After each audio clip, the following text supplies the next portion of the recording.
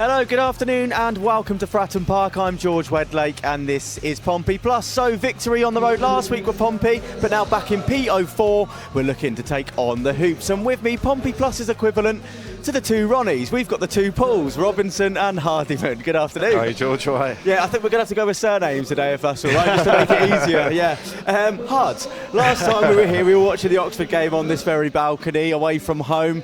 You could feel that belief at the end, couldn't you? Nervy for the last 10, but Pompey doing everything right when it mattered. Yeah, it was a spot-on performance. His stats have been nothing short of incredible this season. He's part of an exclusive club, scoring double digits. He became the first Pompey player as well to score 4 goals in a single game since Yakubu in 2004. But now a hamstring injury has sidelined Callum Lang for the remainder of the season. But it's fair to say he's more than played his part in the fight to keep Pompey in the Championship. And he joins us on the balcony now. Hi, Callum. Nice to meet you. Thanks for having me on. No problem at all. So let's start off with the injury then. How's it feeling? How are you dealing with it? Yeah, it's next season and we'll push on from there. And on a cheerier note for yourself, we're going to look at your 10 goals this season now. So talk us through these if you can. We're starting off with the 2 Leeds goals here. Feels like a lifetime ago, doesn't it? Yeah, no, I think gives you that bit of confidence when you...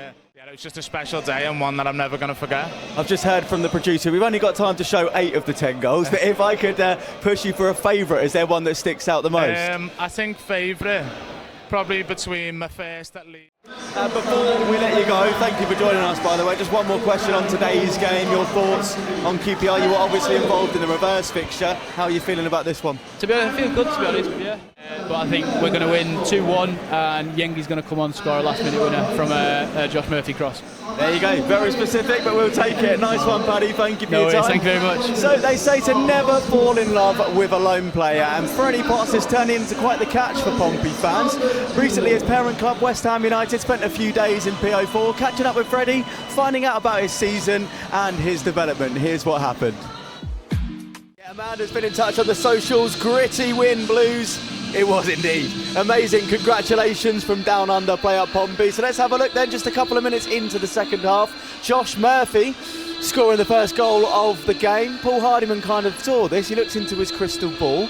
And here's how it played out. Josh Murphy causing havoc once again down that left-hand side. Paul, talk us through this one then. Like I say, you basically called this play for play before it happened. Well, it's just like We come out with a result. Because there is a bit of a trend at the moment, isn't there? We're seeing certain teams, not to mention any, basically get battered week in, week out. But because they're playing a certain style of football, they're almost praised for it. When a team win, like Pompey last week, 2-1, not the most, prettiest of wins, they're kind of almost receiving a bit of criticism. But the main point of football is to pick up 3 points, isn't it? it's to win games of football. Exactly that. So here at Portsmouth Football Club, we're celebrating Green Football Weekend, which this year centres around the tons of sportswear that's just thrown away and ends up as landfill. So why not keep hold of your retro kits, the memories that come with them, pass them on to a friend, hang them up on your wall, or even recycle or repurpose them.